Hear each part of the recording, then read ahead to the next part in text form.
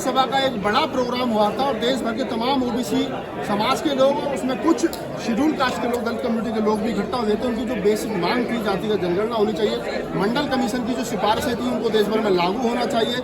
गुर्जर समाज, जाट समाज, लोधी समाज, यादव समाज, खासतौर से लक्ष्मण यादव यहाँ आए, अतुल प्रधान यहाँ आए जो गुर्जर समाज से आते हैं, राजकुमार घाटी का बड़ा अच्छा भाषण यहाँ पे रहा। तमाम लोगों ने अपनी अपनी बात रखी, लेकिन अभी तक ओबीसी समाज के बारे में जो बातें कही जाती थी कि वो रूढ़िवादी प्रथाओं से बाहर नहीं आ रहा है, वो मंदिरों से बाहर, मंदिर की लड़ाई से बाहर नहीं निकलना है। क्या वो मंडल कमीशन को समझ पाएगा? अभी 3-4 दिन पहले हम लोग बात कर रहे थे कि 1990 में जो मंडल कमीशन लागू हुआ, वर्तमान में जो 20 साल का लड़का ओबीसी का, उसको मालूम ही नहीं है कि मंडल कमीशन आखिर है क्या, क्योंकि वर्तमान सरकार ने उनको इस प्रकार से हिंदू बना रखा है क्योंकि वो मंदिर की लड़ाई में तो है लेकिन मंडल कमीशन को लागू कराने की लड़ाई में नहीं है। मेरे साथ कुछ साथी हैं जो मध्य प्रदेश से चल के आए हैं, उनसे बात करते हैं और जानने की कोशिश करते हैं कि आखिर इस प्रकार के आयोजनों का उद्देश्य क्या है। क्या नाम है आपका? मेरा नाम है ओबीसी महेंद्र सिंह लोधी, ओबीसी महासभा राष्ट्रीय कोर कमेटी सदस्य हूँ। लोधी साहब, पहले तो बहुत बहुत धन्यवाद कि लोधी समाज के लोग निकल करके नहीं आते। यादव तो पिछले कुछ दिनों से आने लगा है, लेकिन आप लोधी हैं, क्या मंदिरों से पेट भर गया? देखिए, मंदिर हमारा स्थान है ही नहीं, हमारा स्थान संविधान है और हम संविधान में विश्वास करते हैं। वो तो क्या है, आरएसएस ने ये हमारे लोधी समाज को ऐसा जहर घोला कि मतलब धर्म का और पाखंड का जो उसमें फंस गया था। लेकिन अब जब पता चला कि राम मंदिर बन गया, कल्याण सिंह उमा भारती को कोई जगह ही नहीं दी गई। मतलब जिन्होंने पूरी लड़ाई लड़ी इस देश के अंदर उनको राम मंदिर की, लेकिन उनको कोई जगह नहीं दी गई। तो हमारे लोधी समाज ने भी, आप देखेंगे इस समय सबसे ज्यादा पाखंड का विरोध करने वाला अगर इस समय कोई है तो वो लोधी समाज है। और इसलिए ओबीसी वर्ग की जो आवाज उठाने वाला भी समाज यही है, हर जगह आवाज बुलंद कर रहा है। क्यों? क्योंकि हमें मंदिर से या मस्जिद से कुछ नहीं मिलने वाला, हमें सिर्फ संविधान से, हमारे महापुरुषों की विचारधारा से मिलने वाला है। इसलिए आज यहाँ पे ये ओबीसी महासभा के बैनर तले 21 राज्यों से यहाँ पे हमने हमारे पदाधिकारी बुलाए थे और ये यहाँ मुख्य मुद्दा था जातिगत जनगणना। क्यों?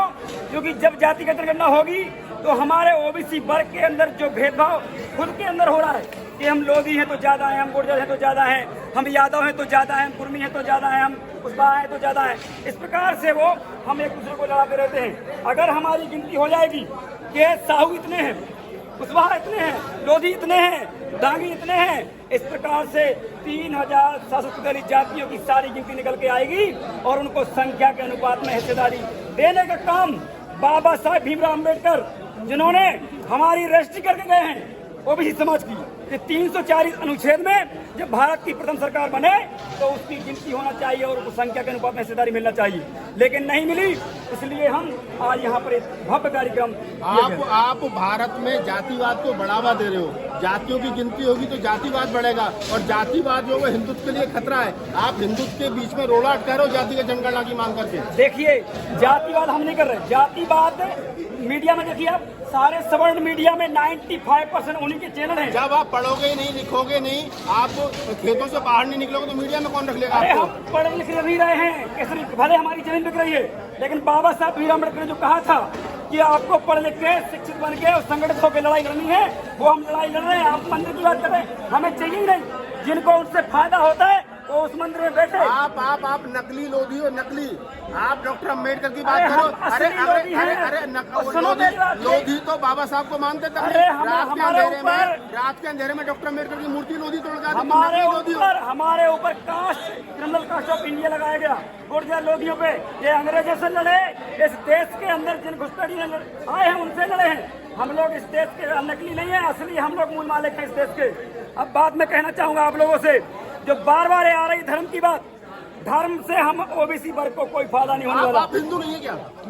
मैं मूल निवासी हूँ, मैं इस देश का मूल मालिक हूँ, मुझे हिंदू वर्ल्ड से कोई मतलब नहीं है। हाँ, आप हिंदू नहीं है? नहीं, मैं हिंदू नहीं है, मैं इस देश का देश के अंदर 100 करोड़ हिंदू मोदी जी कह रहे हैं। तो मोदी बने रहना, हमें मोदी से मतलब नहीं है, क्योंकि हम नई विचारधारा से काम करना चाहते हैं। हमें पता है कि बाबा साहब भीमराव अम्बेडकर, ज्योतिबा फुले, साहू जी महाराज, पेरियार कबीर से लेके सम्राट अशोक, हृदय लोधी, अवंतीबाई से लेके इन्होंने हमारे समाज की लड़ाई लड़ी है।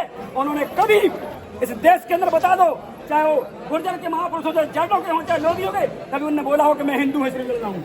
नहीं, ओबीसी सबसे ज्यादा कहता है हम तो कट्टर हिंदू हैं। देखिए, ओबीसी चलता है कि हिंदू धर्म खतरे में। आज तो आपने देखा इस मंच पे गुर्जर भी थे, कुशवाहा थे, कुर्मी थे, साहू थे और तमाम जितनी 30,000 सत्तर जातियों के सब यहाँ पे लोग थे। तुम्हारे महेंद्र सिंह लोधी जैसों की कितनी संख्या देश में मुट्ठी पर पूछ कौन रहा है अरे तुम्हें? हमारी संख्या 65% है। 1931-32 में हमारी गणना हुई थी, तब हम 52% थे और हम कम शिक्षित थे उस समय, इसलिए हमारी संतानें ज्यादा हुई। आज हमारी संख्या इस देश के अंदर 65% से ज्यादा है, इसलिए हमें न्यायालय में जो अभी 99% ब्राह्मण बैठे हुए हैं, जो सवर्ण बैठे हुए हैं, उनको हटाना है। आप कांग्रेस के एजेंट के रूप में काम कर रहे हो। आप मोदी जी के हिंदूवादी एजेंडे को नहीं सुनो, आप कांग्रेस के एजेंट के रूप में काम कर रहे हो। आप बीजेपी के हिंदू राष्ट्र बनने के बीच में रोड़ा रहे हो। आप देश के लिए खतरा हो, आपको बाहर से फंडिंग हो रही है। तो कांग्रेस ने काम इतने करा दी क्या?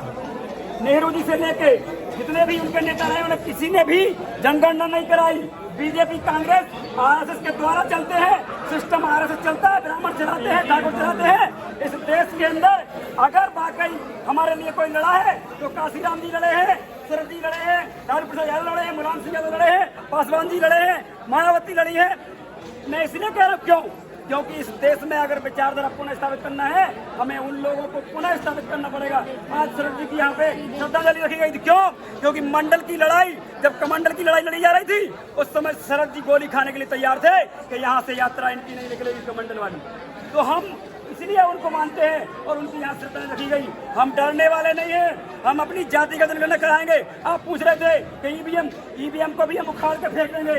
अगर हमारे हक अधिकारों के बीच में ईवीएम आ रही है तो इसको हम तोड़ेंगे, फोड़ेंगे और इसको खत्म कर देंगे। अच्छा, एक बात बताइए, अगर आपको हिंदू धर्म के देवी देवताओं में और डॉक्टर अम्बेडकर, फूले कबीर, नानक, रैदास में से किसी को चुनना पड़े तो किसको चुनोगे? देखिए, हमारा जो धर्म है, हमारे धर्म में अवंतीबाई लोधी हैं, स्वामीनंद ब्रह्मानंद जी हैं, हमारे धर्म में ज्योतिबा फुले हैं, फातिमा शेख हैं, इसके बाद कर्पूरी ठाकुर हैं। ये तो हमारा धर्म है।